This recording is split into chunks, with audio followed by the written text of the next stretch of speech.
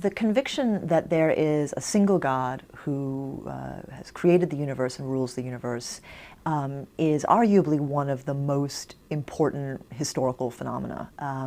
And it has tremendous power, this idea of a single God, because it can either create an idea that all human beings are united in a common humanity because they have a common creator.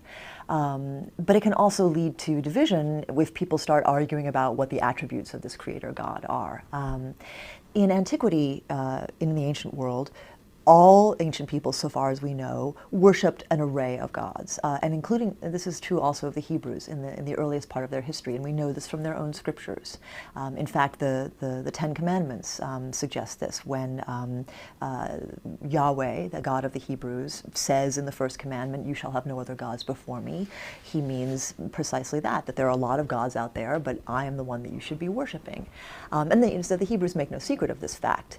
But over time, a group of priests and leaders within the Hebrews become convinced that Yahweh is the most powerful God, and they want to promote Yahweh as a kind of a national God for the Hebrews. And at this time, the Hebrews are a group of tribes, each of whom have their own customs and practices. When the Yahwists, as historians call them, the followers of Yahweh, come to power, they try to impose Yahweh on all of these different tribes. And so the two kings whom we associate with this are David and Solomon. And they are the first kings who established Jerusalem, for example, as the national capital of the Hebrews, who try to found a unified Hebrew kingdom, who build a temple to house Yahweh, rather than carrying him around in a portable ark.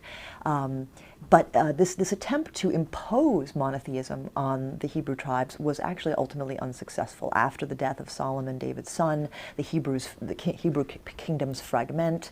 And it's really only when the Hebrews are faced with annihilation that this idea of rallying around a common national ancestral God becomes really attractive. So the Neo-Assyrian Empire destroys the kingdom of Israel. A couple hundred years later, the Chaldeans destroy Judea and Jerusalem, and they cart the Hebrews off bodily into slavery. This is called the Babylonian captivity, where they remain for several generations. And it's in that period of captivity, in that period of extreme hardship and separation from their homeland, that the Hebrews are able to embrace Yahweh, and Yahweh becomes a unifying force.